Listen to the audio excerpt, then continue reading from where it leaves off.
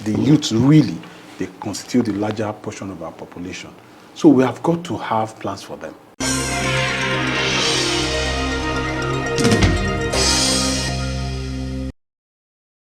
Welcome to this program. Our guest today is Senator Tokunbo Abiru. He is the senator for Lagos East District. Before his election in 2020, Mr. Abiru was the group managing director and the chief executive officer of Polaris Bank. Earlier, he had been the commissioner for finance in Lagos State. Now, he is also the candidate of the All Progressives Congress for the senatorial election in the same district for next year. You are welcome, Mr. Abiru, to this program. Thank you very much, Bisi. Yeah. And thank you very much.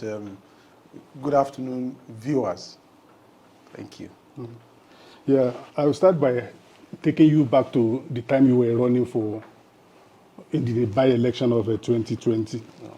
You, in an interview, you made a remark about people being remote, that you observe people being remote during the campaigns and being apathetic to politics, governance generally.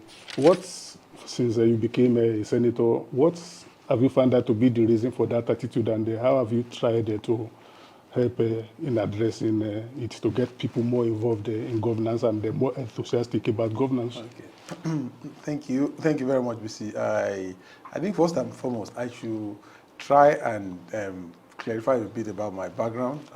Not just being, I wasn't just managing director, chief executive of Polaris Bank by accident, and I wasn't only a commissioner of finance in Lagos State. I spent the better part of my career after school, precisely about 29 years in the banking profession. So I've had the opportunity to be part of the pioneer set of the class that started Guarantee Trust Bank. The bank started in 1990. I joined precisely in 1991 as well. So I was one of the early starters there. Then spent about 10 years there, and was also in First Bank for another 15 years. 15? Exactly. Okay. So I spent about 4 years in Sky Bank, Polaris. That's almost about 29 years.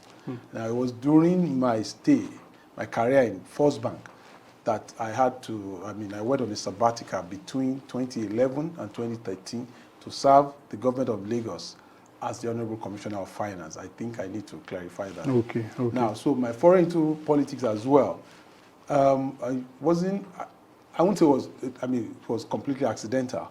First time? No, the first time, yes, the first time. Okay. Because I delivered on the mandate given to me by the central bank then. Because, as you may recall, my stay in both Sky Bank and Polaris Bank was informed by the regulatory-induced intervention in the management and leadership of Sky Bank in 2016, when the bank had serious potential challenges that threatened the stability of the bank itself and even the financial system. So that was when I was brought in to lead the management and the directorate of the bank then, in order to just keep it to stabilize it and put it on a path of profitability, which I was able to accomplish by the transition to Polaris. And after 2 years of running it profitably and the stability had been achieved, I thought my mandate had been delivered. So that was why I opted to retire by December 2020. Okay. And during which time the opportunity to go into the politics came up.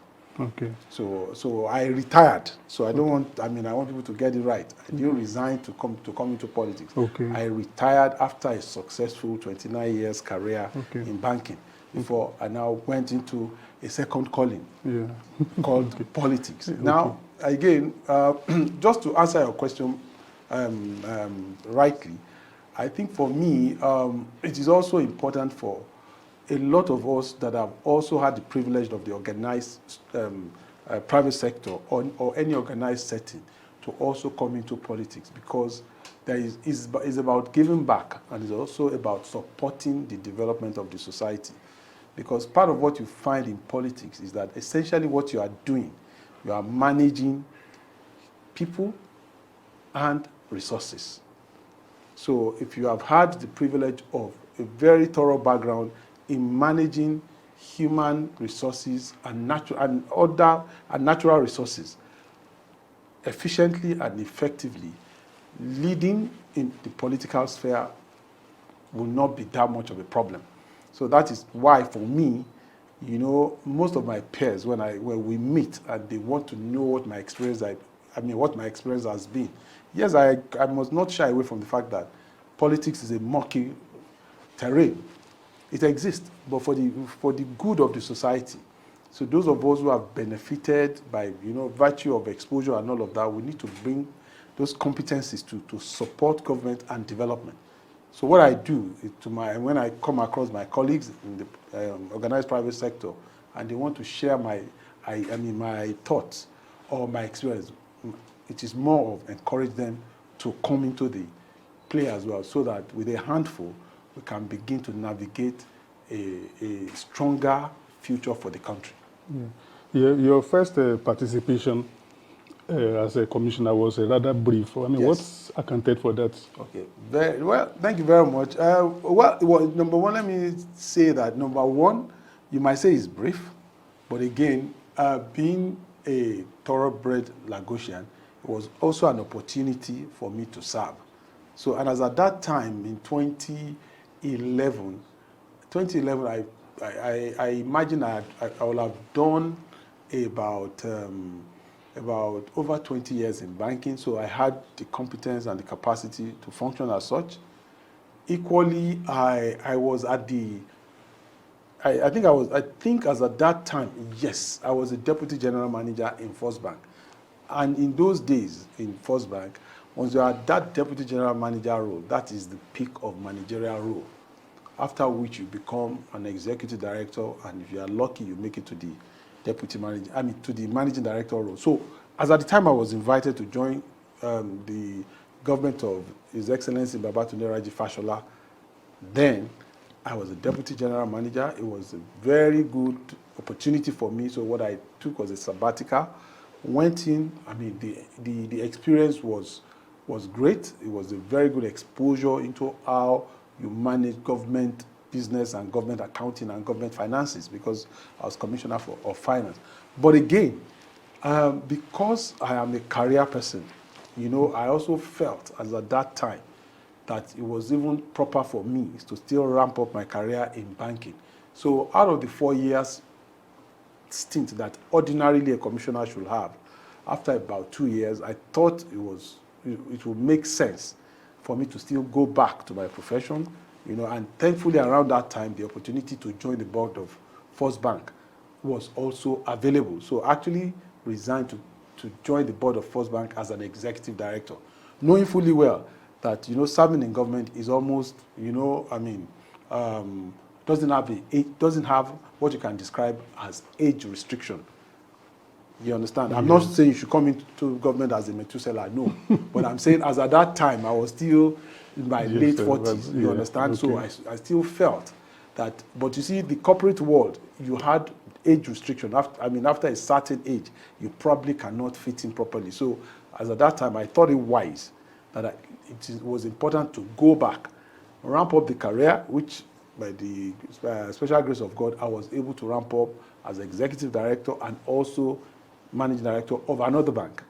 So, and of course, as you can see today, I'm still back in the public space as a senator. So, it's... and you returned to, after your retirement in 2020, yes. You returned to this time to the Senate. Why did you choose the Senate instead of a position in the executive? Very good. Well, let me first, I think I should make one clarification. In proper democracy, it is the legislature that actually the heartbeat of democracy, because that's where you have a fair and representation of almost everybody. You understand? And which, of course, the executive doesn't have. You just have, so you stand in as if you are representing an entire nation, if in the case of a president or a state. But in the legislature, what you have representative of almost everybody present. So, I mean, I think I would describe the legislature as the heartbeat of democracy. That's one. Then, as at that time, it was the opportunity that was available. Okay. Do you understand? And I must confess to you, it's been a worthwhile experience for me. At least everyone has had the privilege of understanding how the legislature works, and also the role, the oversight role it has over almost every other arm of government. So it's a special arm of government that I think that will always remain the heartbeat of democracy. Yeah, you described the legislature as the heartbeat of democracy. Yeah. But I mean, given the experience in Nigeria and your experience in the National Assembly, will you say that that role is being fulfilled by the National Assembly now?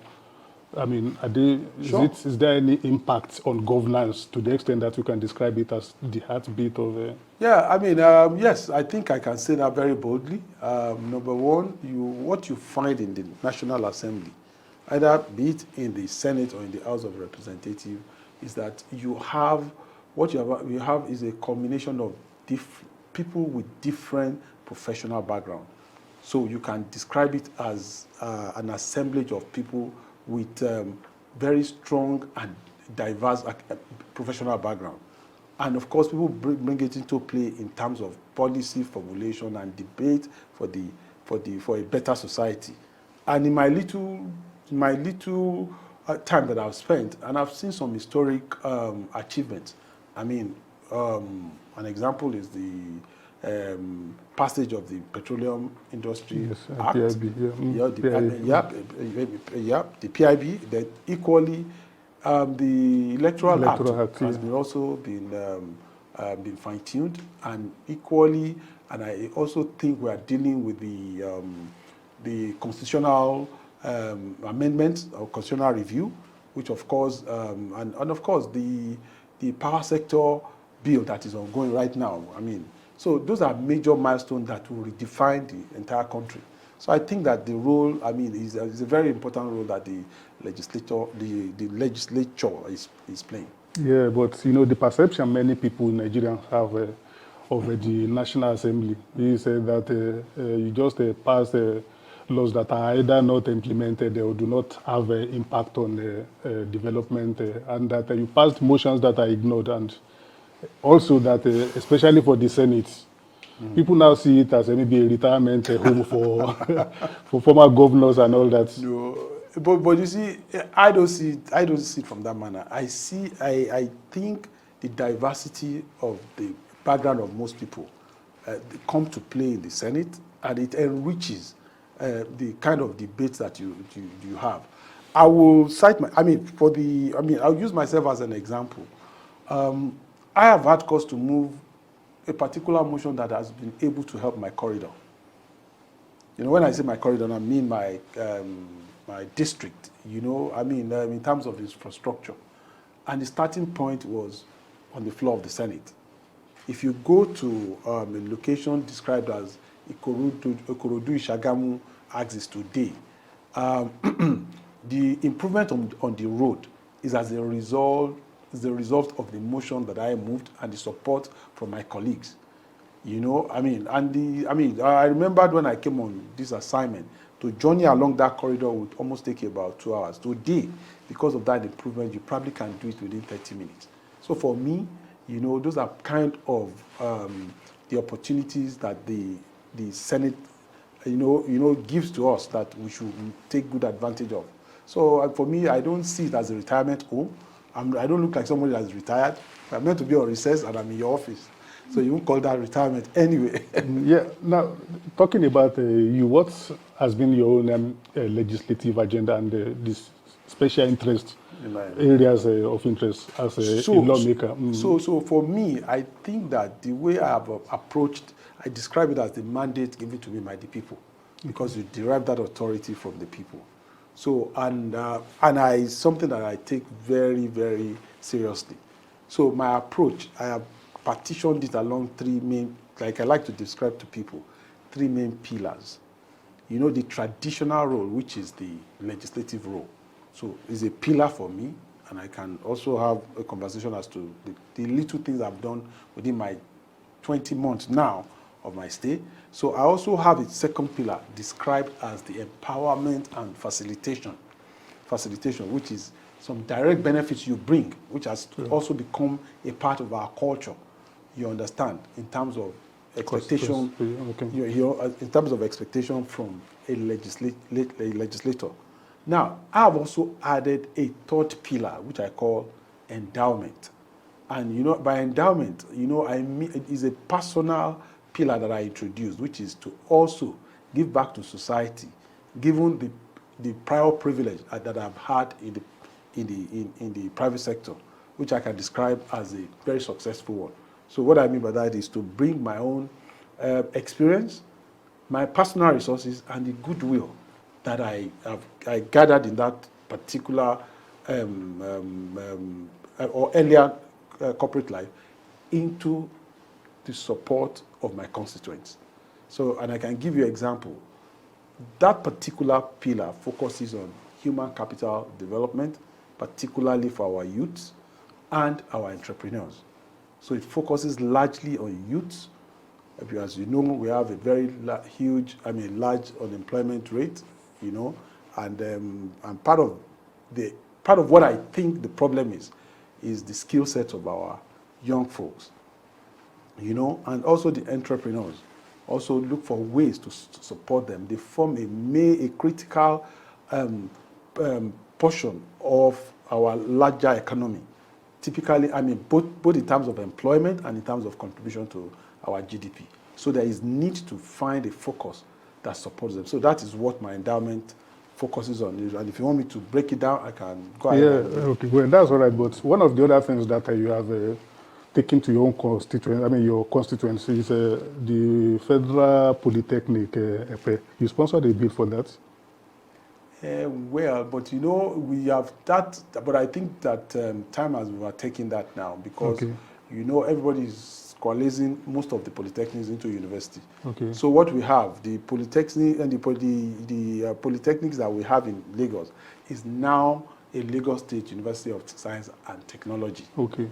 But if you are talking about some of the bills that I have sponsored. Yes, you sponsored the bill. Yes, so I can also speak to them, you know. No, specifically, you sponsored the bill for the establishment of an institution in Epe. You know, but you see, I mean, like I just mentioned now, just clarified, you know, for that, the intention was to find a federal presence in Epe. Okay. You understand? But if you can see the trend of what is going on now, most of the polytechnics are now being converted into universities. So there is really no so point. That bill has been... yes, so it only went through first reading. Okay. But if you are talking of bills, I can tell you that my main focus in terms of bills are also bills that will support what you call our micro, medium, and small scale enterprises, the MSMEs.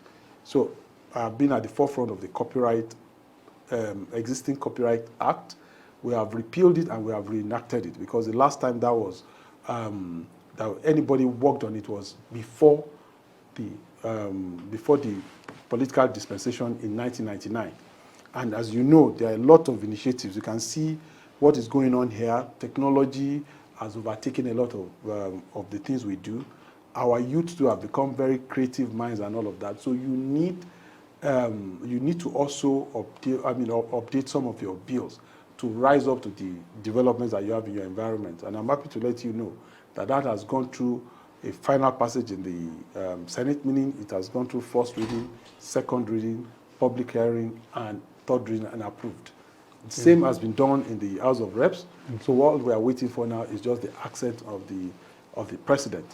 Now, another bill that is also in the line of MSMEs is what you describe as the franchise bill. I mean, that is also a technical word that we use very commonly in Nigeria. You know, we can call it Mr. Big's franchise, you can call it what, but to surprise you that we don't actually have any regulation that is supporting it.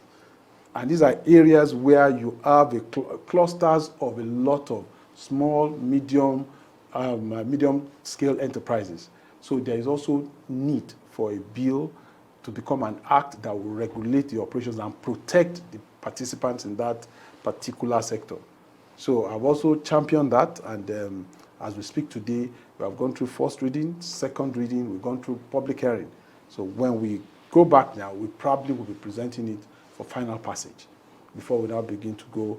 So they are all in support of our creative minds and also our entrepreneurs. Yeah, you took a rich financial background into the government of Lagos State when you served as a commissioner for that brief period. And Lagos has been praised for the way it has significantly improved the revenue generation. Yeah. Now, given that there's this revenue challenge at the federal level, I mean, what do you think, or what do you say Lagos did that the federal government should learn from or can learn from, and other states as well? Because, I mean, it's like that challenge is across the... Yes. Okay, now, you know, anything around finance, you have to be very, you know, very practical. You understand? So what I mean by being practical, if you look at the case of Lagos, by the advent of the democracy in 1999, a lot of people have, should I say I won't even say overrated the issue, but it's an important issue that what the military left for us in Lagos as at that time was a paltry 600 million naira on a monthly basis in terms of IGR and all of that. And today, you know, it's about 50 billion. I'm sure you've had it. It's not going to be the first time you've had it from me. And, you know, and you have to give that kudos to the pioneer governor of Lagos State, that's Asiwaju Bola Ahmed Tinubu. It was the visionary, and successive government to have improved upon that. So by my saying it's practical, is that it's something that has been done that you can feel and you can speak to. So in terms of how can you bring those kind of experience to government, I can only speak from experience that I've gathered from government as well. So what is the experience that I've gathered? This is my second year.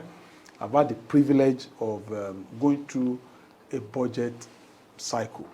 And so part of what I see and that I believe we can use to improve government revenue, that's what you like to get my comments on, is that I haven't gone through a budget defense cycle with the MDAs, that's the ministries, departments, and agencies.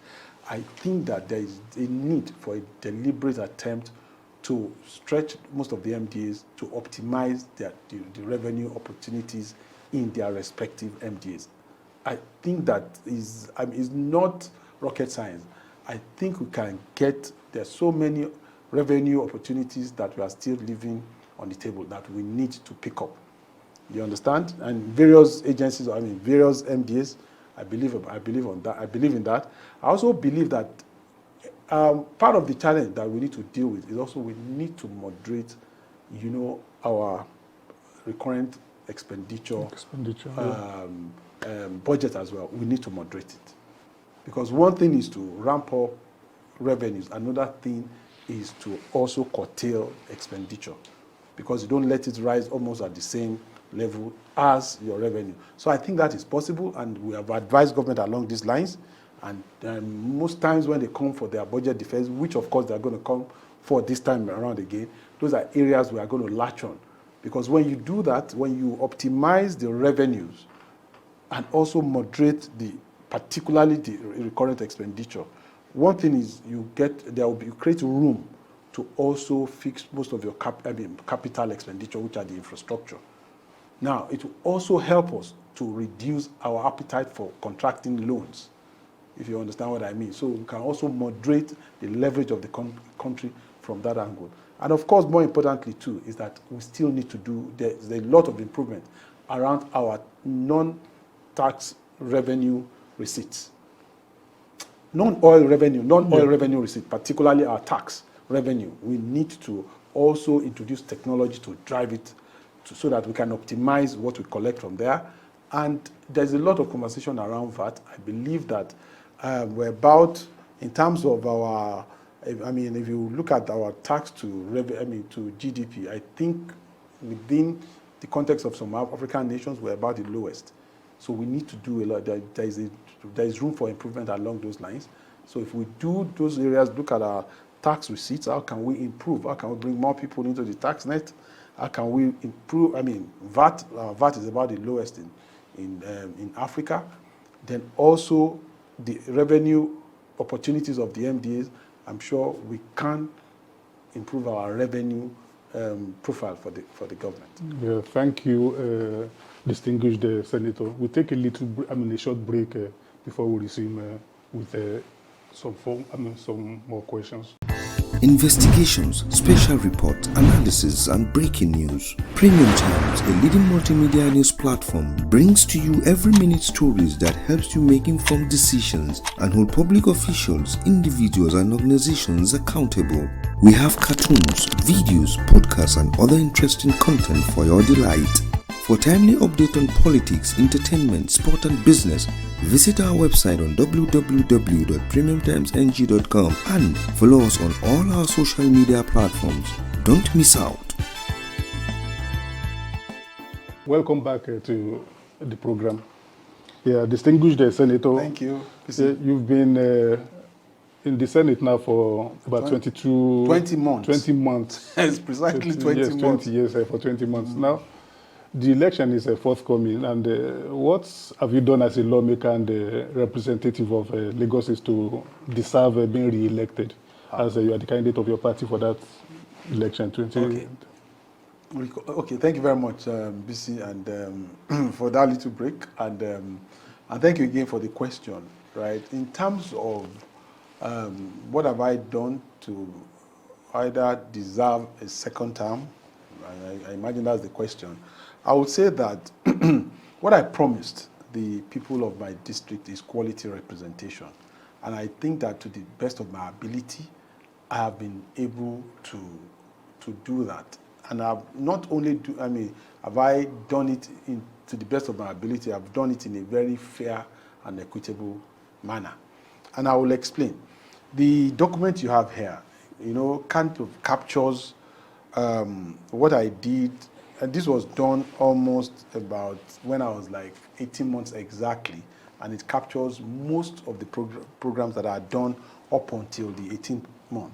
So I'll start again by recapping that I done the three pillars will continue to guide me. So the legislative role, which focuses more on how we can improve the lot of our people who are mostly micro, small and medium enterprises, the MSMEs. You understand? Now, so I've pushed for legislation that will continue to support them and also support the MSMEs in Nigeria generally. So you have the Copyright Act, Copyright Bill, the Franchise Bill. They actually target this segment of the population. And if you also know, this segment of the population account for almost 60% of our employment opportunities that we see. Self-employed people who are engaging, just the micro and medium-sized businesses and all of that. That is on one side.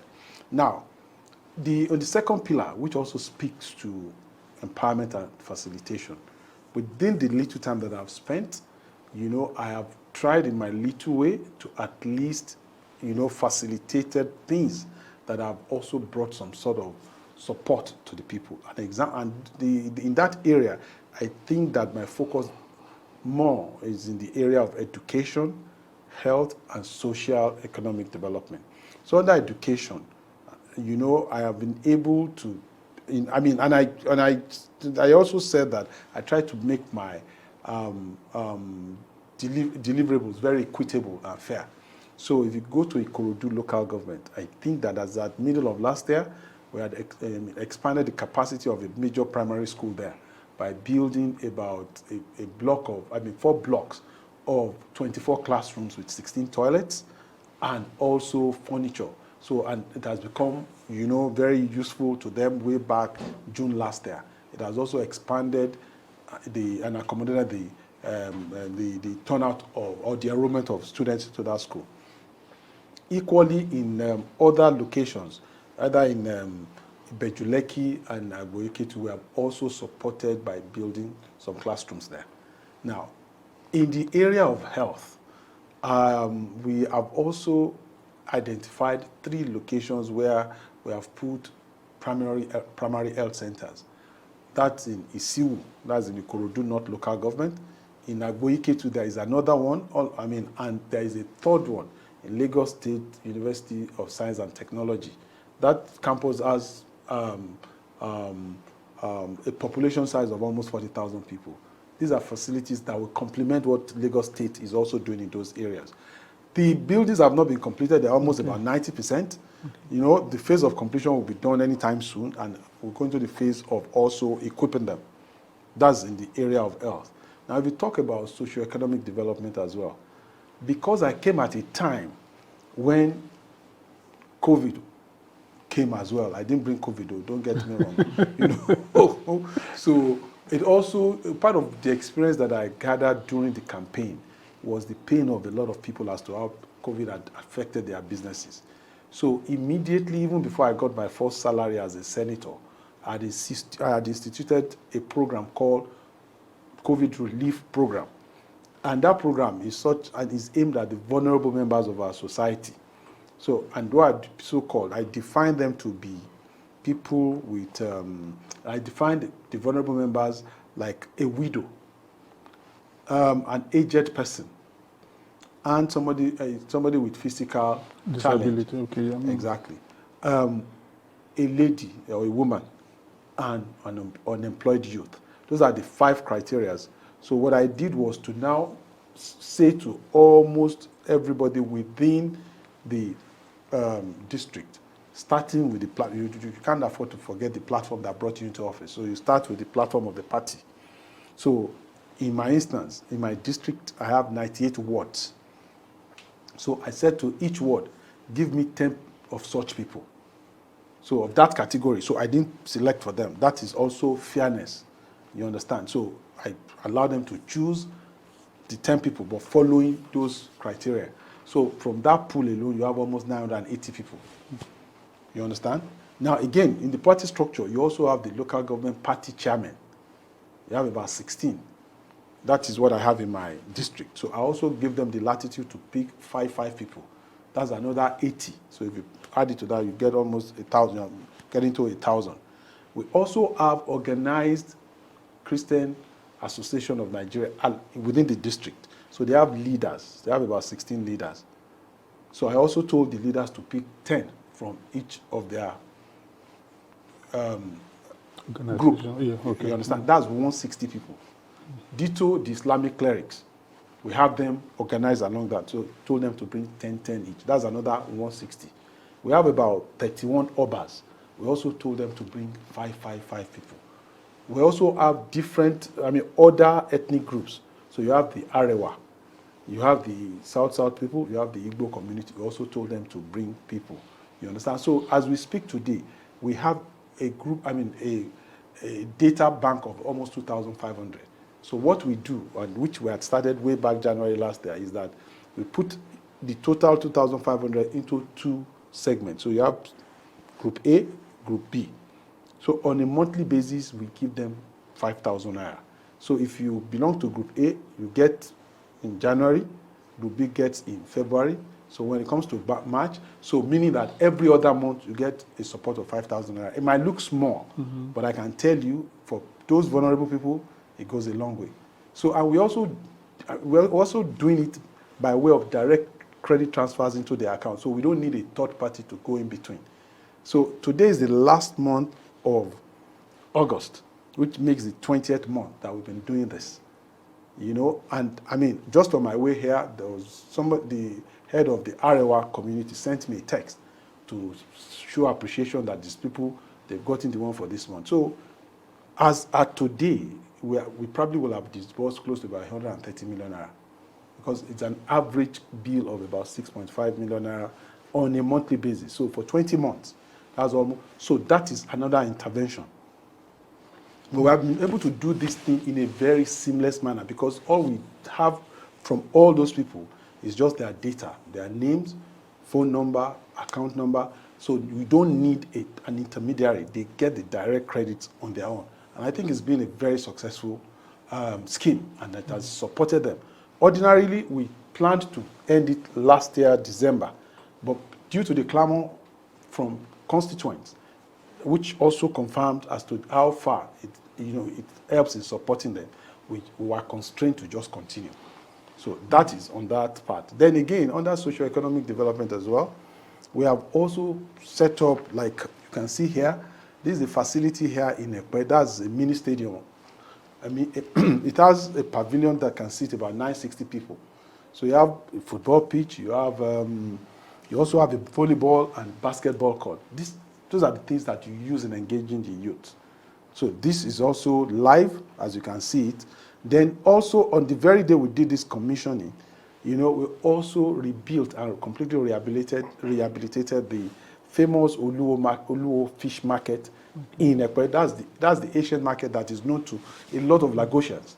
So we rebuilt it completely, and now in commissioning it, we also try to empower most of our market women. So, and the beauty of Lagos is that you have them organized. So just like the way we have 16 local governments, we have 16 Yaolojas and Babalojas. So on the day of that commissioning, part of what we did was we also gave them the latitude to identify vulnerable members of their market association. So each location came up with 50. In 16 places, that's about 800. Yeah. But in all that you do, you don't forget the platform that is giving you the opportunity. So you go back to the party platform, say, you people, give me vulnerable traders as well. So all in all, we had close to 1,250 people that we gave, market grant of 50,000 naira to. That's not small money. That's almost about 62 million, just to support them. So we have done all of this just to make sure that we also rise to the needs of our people. That is on empowerment and facilitation. And lastly, as you recall, I talked about endowment. In the area of endowment, two things that I have focused on. Number one, my endowment programs are very competitive. So it's not a program whereby you can nominate or just select. Because again, capital is limited. So the little that you have to employ properly. But we are doing it in a way that the intervention makes a lot of meaning to the people. So we have the bursary program that we instituted last year for the tertiary students. So we call it bursary 600. So we did it for about 600 indigenous and indigent members of our district. So 600 people at average of 50,000 naira. That's almost like 30 million naira. But I think that what should interest you more is the selection process. Because remember that I said part of what somebody like me brings to bear is that you also must also try to organize society in a manner that they appreciate governance.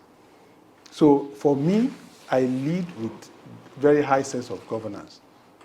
You understand? So in identifying the 600, I didn't sit down in my constituency or tell anybody to pick no.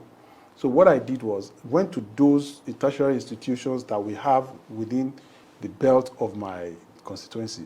LASU, the Lagos State University of Science and Tech, the teaching colleges, and there is a nursing school as well. So we took scholars from there, and some of them PhD holders. So we constituted them into what we call a bursary advisory council.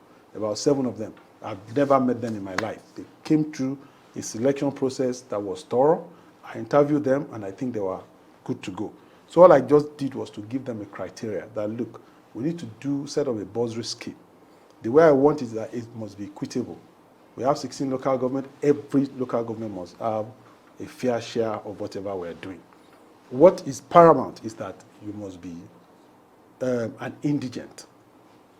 You understand? And you must be in either the university or the college of education, and you must be in your second year so that it can be easier for us to validate your studentship in that location, because we can't be dealing with awaiting result or whatever. You can't handle that. And they did a very thorough job. So they did the selection. All I just needed to do is that you give the criteria that they should follow. So with that, it's difficult for anybody to fault that kind of setting. You understand? So that is on bursary.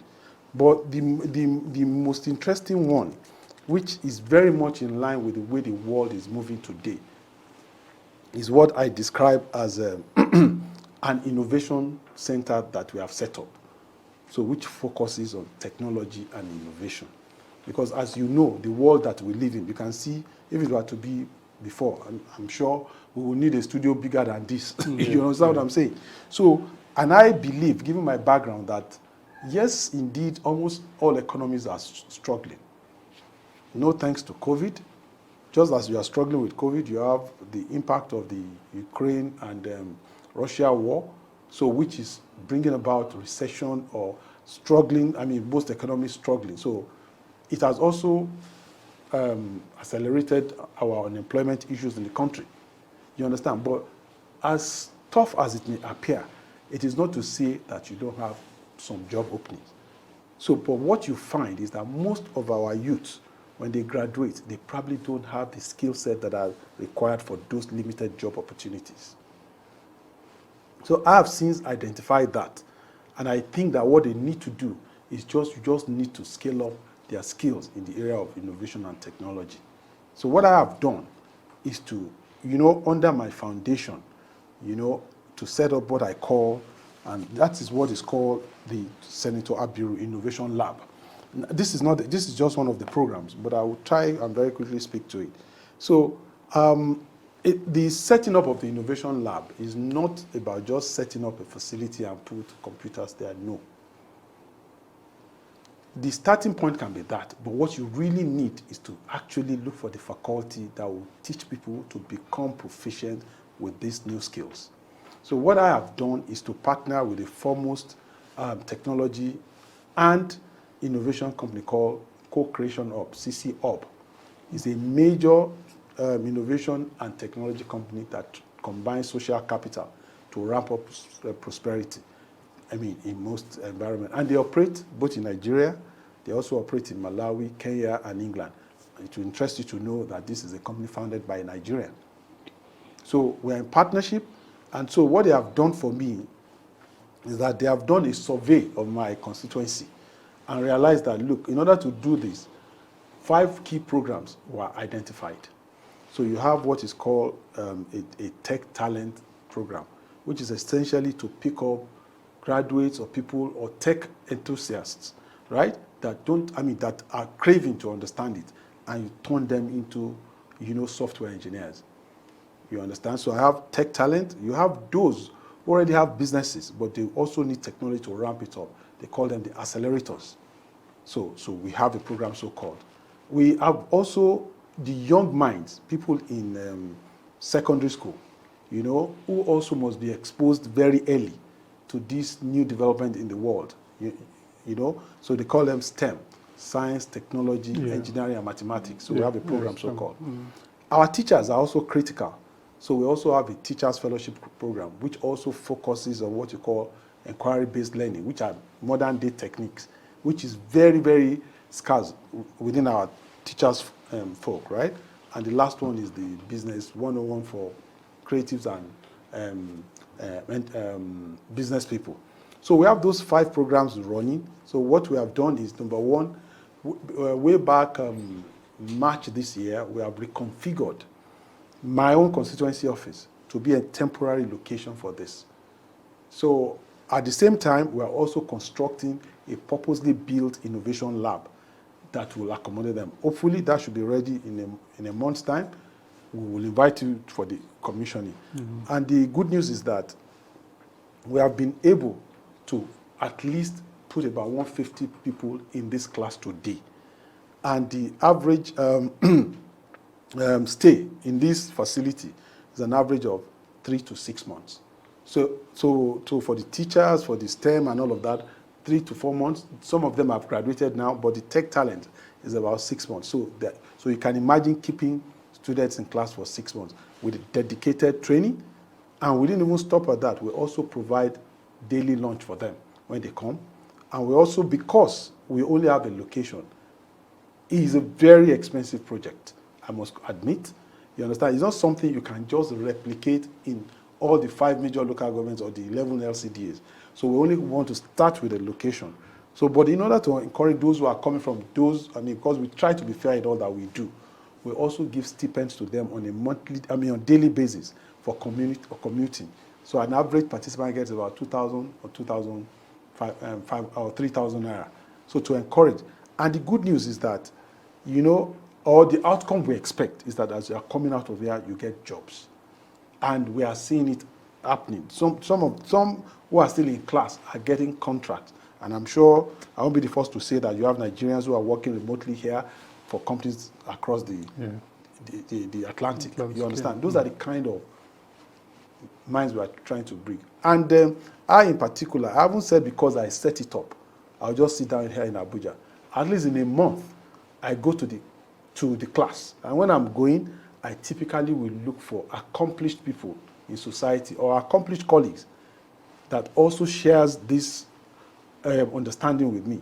So I go with them. One, my going with them is to also speak to some of these minds so that you give them inspiration. So just this Monday, I went with the managing director of Sterling Bank. I went with the deputy managing director of Access Bank. I went with a highly respected senior colleague of mine who is also my mentor, Mr. Wale Edu. He was the former commissioner of finance and a foremost investment banker. So, you can imagine putting this group of personalities in the midst of these young minds. I mean, that's how you inspire young people, so they can look up to people like this. You understand? And at the same time, I also go with even younger people who are accomplished in the tech space. I've been there with a young man called Iroanusi. I don't know whether you know of him, but they know him. They've never seen him. Bringing him to class, blew their minds. And he also told his own story that he grew up, in Shomolu, but today he's one of the founders of Andela, Flutterwave, and all of that. So you can imagine when young minds, and I think that those are the kind of impact we should be giving back to society. I think it will go a long way in the lives of these people. It's foundational, but I think it's a very good takeoff for them. Thank you. I think with that, I am hoping that with all of this, I'm not saying it is going to be easy, but I think I stand a good chance to, and I think it will be responsible of me to ask for a second term. Thank you for the long presentation and especially the articulation. We round up with maybe a few political questions. The first thing I would like to ask in that respect is that, your party has been running Lagos State since 1999. That's 23 years. Do you think the record justifies the party continue to control Lagos after 2023? So, thank you very much. Now, if you see me as a product of that party, I'm sure that should tell you that the party has produced quality people that will always, come about issues that will, ideas that will impact development. I'm sure you will agree. So if the party has produced somebody like me, it has produced somebody like the former governor, Babatunde Raji Fashola, the current governor is somebody that I've known in my banking days over 25 years ago. At some point, we were contemporaries before he went to join the government. It's somebody I can talk to, I can advise, and I keep advising. And I think that he's doing a lot. You can see the change, the changing face of Lagos in terms of rail project and all of that. I think that, and of course, we have to give all of this to our national leader, because he had the vision and he also displayed the capacity to identify talents that can continue the journey. So for me, I don't think it is we have the right to claim it, but I think it is based on performance, it is based on competence, it is based on capacity. And I think into the foreseeable future, I think that is the way to go for Lagos. Yeah. Okay, let's also take it to at the federal level. Yeah. Under your party in the last 7 years, the economy has not been the way you people promised you will take it to, and the security situation too, and a lot of challenges here and there. With that record, do you think Nigerian voters will still be persuaded to go ahead, along with Well, without overflogging it, I think that our government came in under very difficult circumstances.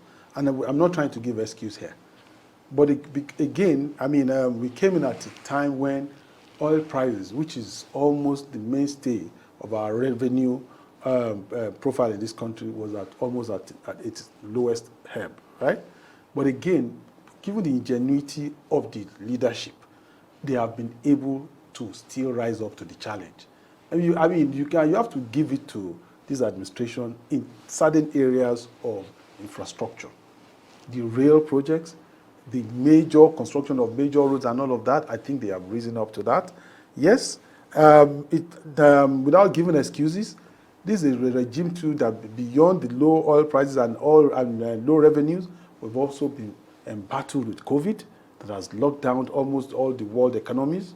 Again, we have seen the rise of the Ukraine-Russia war, which was never factored into some of our projections. And in all of this, we have still tried to rise up to the challenge. Almost, there is no economy in today's world that is not challenged. It's either you are battling with high inflation rate or some sort of recession. I think that in my own estimation, I think that, we have fared well under this circumstance. Talking about security too, the world has become very difficult to govern. Yes, we have our own share, but I think that the major security challenge that we saw in 2015 to a very reasonable extent has been abated. That's the Boko Haram, but again, you have seen the resurgence of new types of challenges in terms of kidnapping and banditry and all of that. And to an extent, the administration has risen up to it, but it can be better, I must admit. So for me, I think that we should keep hope alive, and I'm sure we'll get out of all of this. Yeah, given you are a financial expert. What will you say about the Nigerian borrowing so much? The figures that came out this week of about 11 trillion excess borrowing and all that. What do you say? I'm also concerned. Let me just admit, I'm equally concerned. You understand? I'm sure some of what those who are in the budget office will be saying are issues around revenues. But again, I believe strongly we have to moderate our recurrent expenditure in particular. I also think that we need to optimize our revenue opportunities. Because if you do that, because what is borrowing? Borrowing is the shortcomings of your budget in terms of your total expenditure, recurrent capital expenditure, less your revenue. So the deficit is what you try to finance, to leverage. It has been, I must admit, it's been very high under our current leadership, but I think that the room for improvement is there, and we just need to take it. It's not and more particularly beyond the size of the borrowing, I think I'm more particular about the revenues. I think we need to work very, very seriously around the revenue parameters in order not to allow the revenues to, the borrowings to choke up, or the payment of interest on the borrowing to choke off all our opportunities to develop. There is a new phenomenon that has arisen since the last election, which is the heightened awareness of the youth, especially on politics. Correct. And they express that most vividly in the Hensa protests and all that. Now, how do you think, what do you think that portends for your party and then for governance and politics post-2023? Well, I think that the issue of the youth is very, very clear. If you look at the demography today, even just taking it from even the INEC registration, you will look at the newly registered voters, and you look at the demography of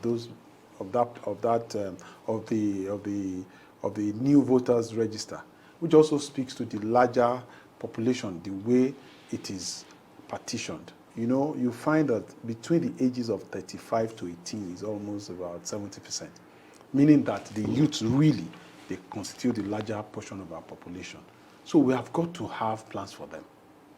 That's one thing I strongly believe. And the plans for me, for the youth, is you must be able to communicate with them, understand their needs. And you see, and I think that part of their yearnings will be around the fact that they don't want to miss out on the fourth industrial revolution, which is innovation and digital technology. Our own generation has missed out on the first, second, and the third revolution. You understand? The industrial, the agrarian, and all of that. They cannot afford. And you see, this instrument, you know, has also opened their eyes to what the world is talking about. So clearly, I believe that they need a leader who can understand and lead them along this corridor. That is all that they need, because the opportunities there are bound. You know, and if you roll your mind back to what I explained as to my focus under my endowment, that is essentially what I am focusing on. Because the opportunities are tremendous for them. So they need leaders who will understand that particular need. And it's a need across the world. For those who have been able to find their way, you can see you've heard of the likes of Andela, Flutterwave. There are young people running all of this. You understand? There are lots of young success stories. And that is the only way that you can, development will come about. That is the fourth revolution in the world today. So our youth are yearning for global competitiveness. They want to be part of it. They don't want to miss out of it. And those are the leaders they are asking for. That is my own summation of all of this. Do you think, okay. So for me, I don't know what your next question is, but I think that's the summary of. Yeah, I was just going to ask that. Do you think your party and its twin brother, the PDP, can survive the backlash of the anger of the youth? I can speak for my party. I can't speak for PDP. Okay. So if I represent my party and I've displayed understanding, it shows that we understand the needs of the youth. Yeah. Okay. Now, finally, you are an associate of Asiwaju Bola Ahmed I'm not an associate. Well, okay. Okay. Now, what do you know about him that you'd like to share with the Nigerian voters as he is the presidential candidate of your party? I think it's very simple.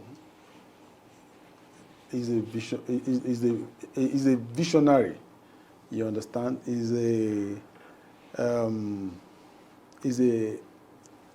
somebody I can describe as a talent hunter. And he's a man that will always surround himself with talent. He is also a brilliant mind. He understands the issues around political development. And is a man with tremendous capacity.